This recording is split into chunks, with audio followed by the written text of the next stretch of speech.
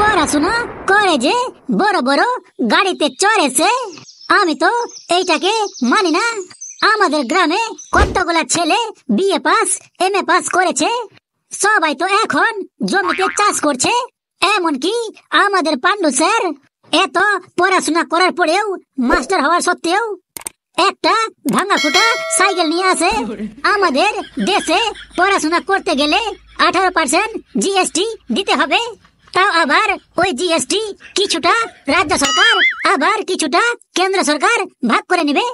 পড়াশোনা করতে গেলেও নাকি 18% জিএসটি দিতে হবে, যেখানে সোনা হীরা কিনতে গেলে মাত্র 3% জিএসটি লাগে। তুই ঠিকই বলেছিস কালু। হ্যাঁ রে বল্টু, তুই নিজেই দেখ, আমাদের মতো গরিব মানুষ কি সোনা হীরা কিনতে পারে? এই সব সোনা হীরা কিনবে বড় বড় মানুষ, আর ওইখানেই জিএসটি কম নেবে। কিন্তু পড়াশোনা করতে গেলেই জিএসটি 18%। তুই একদম ঠিক কথাই বলেছিস। আমাদের সরকার চায় না যে ছেলে পেলে পড়াশোনা করে ভালো শিক্ষিত মানুষ হোক, কেননা ওরা শিক্ষিত হলেই তো নেতাদের উপরে অত্যাচার করবে। তাই পড়াশোনা করতে গেলে 18% জিএসটি দিতেই হবে। তো কালু, কি ভাবছিস তুই? তাহলে কি তুই পড়াশোনা ছাইড়া দিবি? না রে ভাই, পড়াশোনা আমি কেন ছাড়বো? আমি পড়াশোনা করে নেতাদের বাস দিতে চাই। এই খোকা, তোকে যদি কোনো একটা জিনিস পরিবর্তন করার পাওয়ার দেওয়া হয়, তাহলে তুই কোন জিনিসটা আগে পরিবর্তন করবি? আমাকে যদি কোনো একটা জিনিস পরিবর্তন করার পাওয়ার দেওয়া হয়, তাহলে আমি সবার আগে ক্যামেরাকে বন্ধ করব। আজকাল সোশ্যাল মিডিয়ার সমাজে এই ক্যামেরা এমন একটা অশ্লীলতা সমাজ সৃষ্টি করছে, যেটা যে কোনো জেনারেশনকে ধ্বংস করতে একদম নিকুট। এখনকার সমাজে 18 থেকে 20 বা তার থেকেও কম নারীগুলো এত অশ্লীলতা সৃষ্টি করছে। ওরা সামান্য কটু লাইক ফলোয়ার্স পাওয়ার জন্য কত অশ্লীলতা সৃষ্টি করছে। এতে ওরা আবার সাকসেস হয়েও যাচ্ছে। এর পিছনে অনেকে আছে যারা কত কঠোর পরিশ্রম করে জীবনে সাফল্য হওয়ার জন্য, কিন্তু সেইখানে অশ্লীলতার ভিডিও বানিয়ে সোশ্যাল মিডিয়াতে করোড় করোড় টাকা কামাচ্ছে, তাও আবার খুবই কম সময়ে। এই সব জিনিস যে কোনো জেনারেশনকে তছনছ করে দিতে পারে। জীবনে টাকা কামানোটাই জীবনের আসল উদ্দেশ্য হওয়া যায় না, যদি না সঠিক সমাজ গড়ে তোলা হয়। আসল শিক্ষা ও সত্যিকারের সাফল্য সেটাই, যেটা সমাজের পক্ষে কখনোই ক্ষতিকর বা বাধাপ্রাপ্ত হয়ে দাঁড়াবে না। তোমার সাফল্যে যদি সমাজে নেগেটিভ প্রভাব পড়ে, তাহলে তুমি একবার ভেবে দেখিও ওটা তোমার কেমন সাফল্য। তাই আমার কাছে যদি পাওয়ার থাকতো, তাহলে আমি আগে ক্যামেরা বন্ধ করতাম। হে উপরওয়ালা, আমাকেও খোকার মতো বুদ্ধি দাও, আমি যেন খোকার থেকেও ভালো ভালো স্পিচ দিতে পারি। এই ঘেচু, ছোটবেলার দিনগুলোর কথা খুব মনে পড়ছে রে ভাই। একটা এমন গান বল যেটা শুনে মনটা একদম ভরে যায়। বেশ, তুই যখন এতদিন পর বললি, তো একটা গান গাইয়েই দি। হাট্টি মাটি মিটি মে তারা মাঠে পারে ডিমে, তাদের খরা দুটো সিং তারা হাট্টি মাটি মিটিম। ভোর হলো দৌড়ি খোলো খুকুমুনি ওঠরে, ওই ডাকে জুই সখে ফুল খুকি ছোটরে, খুলি হাল তুলি পাল ওই তোরি চল চল। মেঘের কোলে রোদ হেসেছে বাদল গেছে টুটি, মেঘের কোলে রোদ হেসেছে বাদল গেছে টুটি। আজ আমাদের ছুটি রে ভাই, আজ আমাদের ছুটি, আজ আমাদের ছুটি রে ভাই, আজ আমাদের ছুটি। কি করি আজ ভেবে না পাই, পথ হারিয়ে কোন বনে যাই, কোন মাঠে যে ছুটে বেড়াই সকাল থেকে জুটি। আজ আমাদের ছুটি রে ভাই, আজ আমাদের ছুটি। আম পাতা জোড়া জোড়া মারে বচাবুক চোরেব ঘোড়া, আম পাতা জোড়া জোড়া মারে বচাবুক চোরেব ঘোড়া। ওরে বাবা সরে দাঁড়া, আসছে আমার পাগলা ঘোড়া, পাগলা ঘোড়া খেপেছে চাবুক ছুঁড়ে মেরেছে। এই সবাই চুপ, স্যার আসতেছে।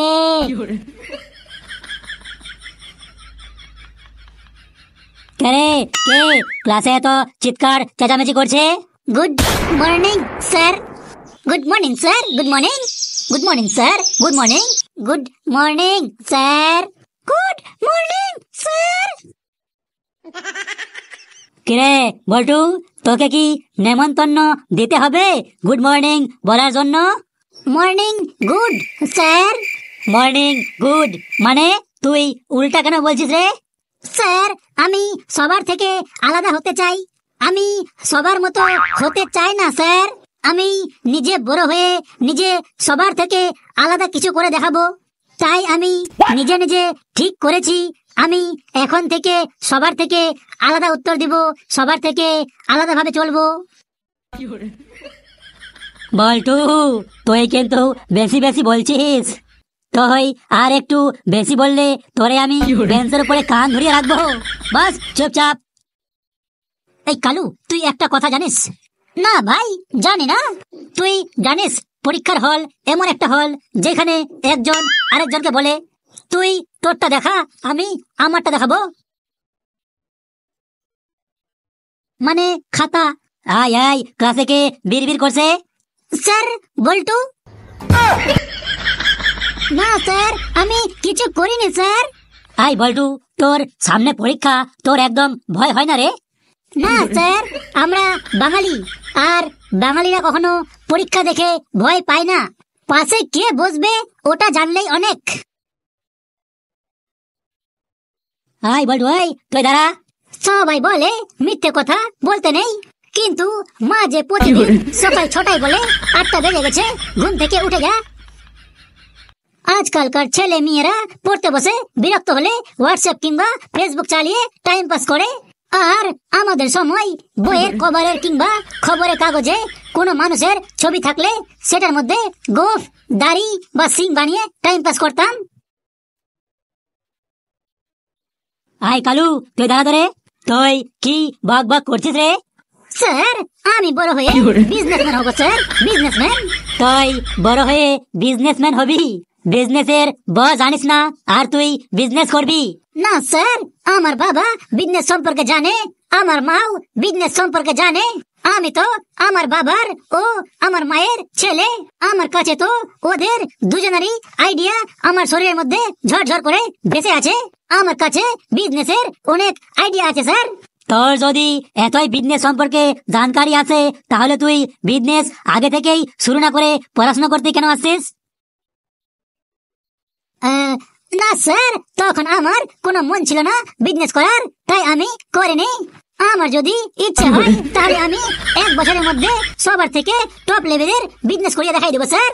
আমার শরীরে আমার বাবার ও আমার মায়ের দুজনের দিমাগ ভরে আছে স্যার, তাই আমার বিজনেস খুব তাড়াতাড়ি গ্রো হবে। আমি তো 1 থেকে 2 বছরের মধ্যে আম্বানিকে কাটিয়ে নেব, কিন্তু আমি চাই না যে আমি এত কম বয়সে এত বড় বিজনেস তৈরি করে দেব। তাহলে লোকে অনেক হিংসা করবে স্যার। তখন লোক বলবে এত কম বয়সে এত বড় বিজনেস কিভাবে করে নিল। তখন লোক বলবে এত দিমাগ এর কাছে আসলো কিভাবে। তার জন্য স্যার আমি আগে বিজনেস শুরু করিনি। হাই কালু, তুই দাঁড়িয়ে থাক, তোর ওই বিজনেসের আইডিয়া তোর কাছে রাখ। একদিন ঠিকঠাক পড়াশোনার উত্তর দিতে পারবে না, আরো বিজনেস করবি বিজনেস। আই বল্টু, তুই বলতো রে, মহাকর্ষ বল কাকে বলে?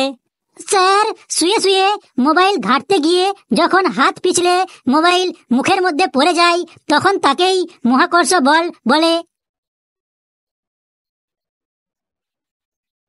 কি সাংঘাতিক উত্তর রে তোর! তুই গোটা রাত পড়াশোনা না করে খালি মোবাইল ঘাঁটিস? না স্যার, আমি গোটা দিন পড়াশোনা করে তবেই রাতে মোবাইল ঘাঁটি। তুই গোটা দিন পড়াশোনা করিস? হ্যাঁ স্যার। বেশ, তাহলে তুই আমার প্রশ্নের উত্তর দে, দেখি কেমন তুই গোটা দিন পড়াশোনা করিস। তুই বলতো, বাংলা গান ঘরের মধ্যে চলছে, এর ইংরেজি কি হবে? Sir, Bengali song is walking in the home. তোর কি সাংঘাতিক ইংলিশ রে!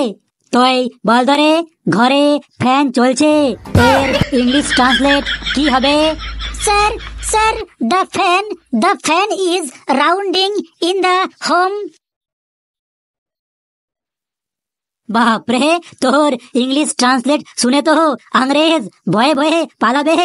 আয় বল, তুই একদম বেঞ্চের উপর কান ধরে দাঁড়াতো। আয় ঘেচু, তুই দাঁড়া ধরে। জানতাম সেট্টো আমাকেই দাঁড়াইতে বলবে। বলুন স্যার। তুই জানিস তো ভার্বের 3টা রূপ থাকে, যেমন গিভ, গেভ, গিভেন, রাইট, রট, রিটেন, ব্রেক, ব্রোক, ব্রোকেন। ঠিক তুই একটা বলতো পুট এর ভার্বের 3টা ফর্ম। স্যার, পুট, পাট, পিটেন। তুই তো আরো একটা বাঘা তেঁতুল। স্যার, ওরা কেউ পড়াশোনা করে না, তাই ওরা সবাই উল্টা পাল্টা উত্তর দেয়। স্যার, আপনি আমাকে ধরেন, আমি দেখবেন একদম ফাটাফাটি উত্তর দিব। তুই আর কি ফাটাফাটি উত্তর দিবি তা আমি ভালো করে জানি। বেশ কালু, তোকেই ধরছি, তুই বল। তুই গো এর 3টা রূপ বলতো। স্যার, গো এর 3টা রূপ হলো গো, গু, গুনেন। আয় কালু, ওই তুই বেঞ্চের উপর একদম কান ধরে দাঁড়া। আয় খোকা, তুই দাঁড়া তো। ভারতের সংবিধানের ভাগ নাম্বার 3-তে যে মৌলিক অধিকার সম্পর্কে আলোচনা করা হয়েছে, অনুচ্ছেদ 12 থেকে 35 পর্যন্ত তুই বলতে পারবি? হ্যাঁ স্যার, আমি বলতে পারবো। বেশ খোকা, তুই তাহলে শুরু করে দে। চ্যাংরাটো এবার ফাটাই দেবে। স্যার, মৌলিক অধিকার অনুচ্ছেদ 12 এর মধ্যে আছে রাজ্যের সংজ্ঞা, মানে ডেফিনেশন। সংবিধানের ভাষায় রাজ্য বলতে ভারত সরকার, সংসদ, রাজ্য সরকার, রাজ্য বিধানসভা এবং স্থানীয় ও অন্য অন্য সংস্থা মিলে বোঝানো হয়েছে। অনুচ্ছেদ 13 এর মধ্যে আছে মৌলিক অধিকারের পরিপন্থী আইন বাতিল, মানে যদি কোনো আইন মৌলিক অধিকারের বিরোধী হয় তবে তা বাতিল বলে গণ্য হবে। এরপরে অনুচ্ছেদ 14 থেকে 18 পর্যন্ত আছে রাইট টু ইকুয়ালিটি, মানে সবার জন্য সমান অধিকার। অনুচ্ছেদ 14 এর মধ্যে আছে আইনের দৃষ্টিতে সবাই সমান, মানে সমস্ত নাগরিক আইন অনুযায়ী সমান এবং সমান আইনি সুরক্ষা পাওয়ার অধিকারী। অনুচ্ছেদ 15 মধ্যে আছে বৈষম্যের বিরুদ্ধে সুরক্ষা, মানে ধর্ম, বর্ণ, জাতি, লিঙ্গ বা জন্মস্থানের ভিত্তিতে কাউকে বৈষম্য করা যাবে না। অনুচ্ছেদ 16 এর মধ্যে আছে সরকারি চাকরিতে সবাইকে সমান সুযোগ দেওয়া, মানে জাতি, বর্ণ, ধর্ম ও লিঙ্গের ভিত্তিতে কোনো বৈষম্য করা যাবে না। অনুচ্ছেদ 17 এর মধ্যে আছে অস্পৃশ্যতার বিলোপ, মানে নিষিদ্ধ ও চর্চা শাস্তিযোগ্য অপরাধ।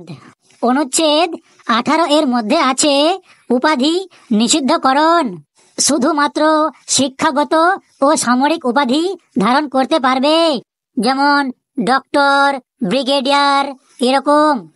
এরপরে অনুচ্ছেদ 19 থেকে 22 এর মধ্যে আছে রাইট টু ফ্রিডম, মানে স্বাধীনতার অধিকার।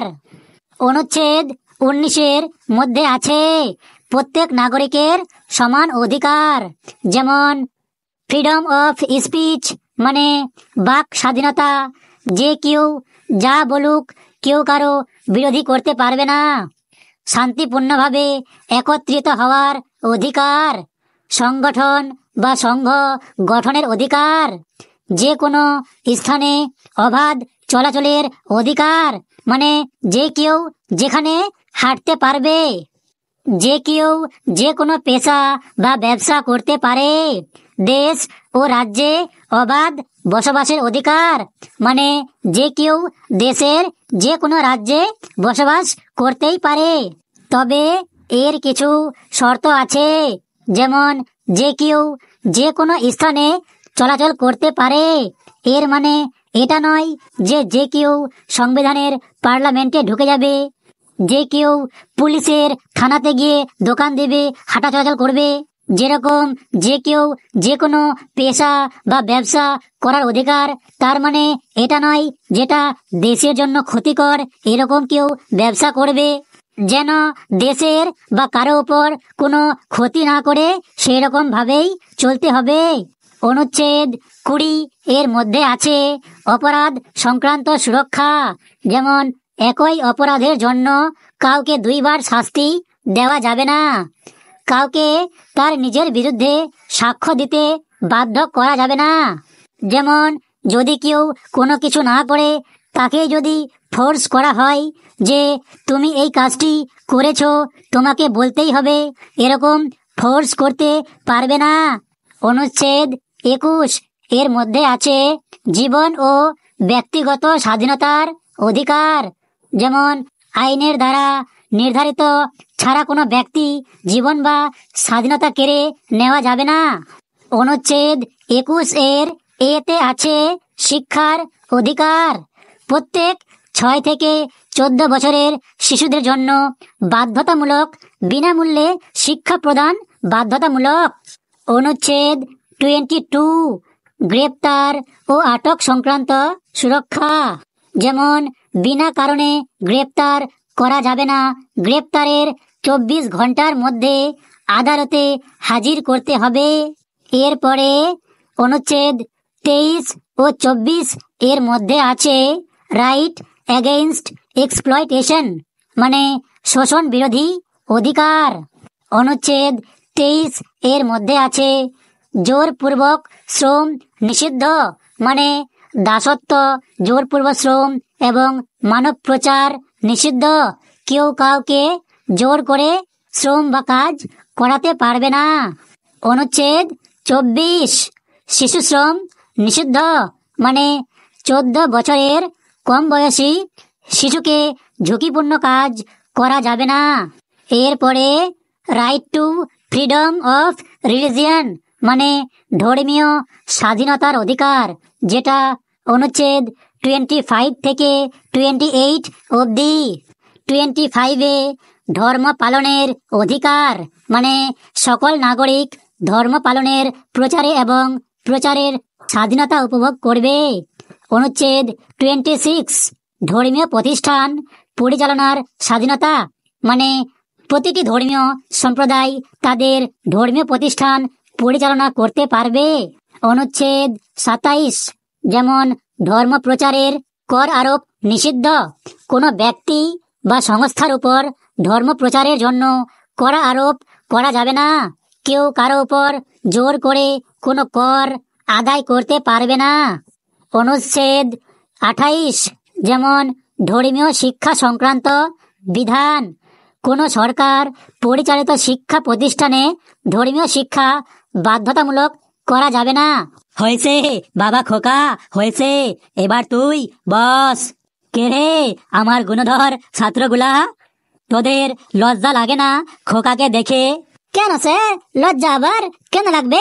তোদের একটু হিংসা হচ্ছে না? মনের মধ্যে কোনো জোর আসছে না যে খোকা তোদের থেকে ভালো পড়াশোনা করতে পারে? না স্যার, কার উপর কখনো হিংসা করতে নেই স্যার, হিংসা করা মহাপাপ। যদি কেউ ভালো কিছু করতে পারে তাহলে তাকে দেখে হিংসা করতে নেই। ভালোবাসা সেইটা নয় যেটা রূপ গুণ দেখে হয়, ভালোবাসা সেটাই যেটা ব্যাংক ব্যালেন্স দেখে হয়। হ্যালো বন্ধুরা, আজকের ভিডিওটি কেমন লাগলো? যদি ভালো লেগে থাকে অবশ্যই কমেন্টে জানিয়ে নেবেন, আর চ্যানেলটাকে অবশ্যই সাবস্ক্রাইব করে নেবেন। যদি আমাদের এই ভিডিওটা দেখে ভালো লেগে থাকে তাহলে অবশ্যই একটা লাইক দিয়ে দিবেন। এইভাবে আরো হাসির ভিডিও পেতে আমাদের সাথে যুক্ত থাকুন।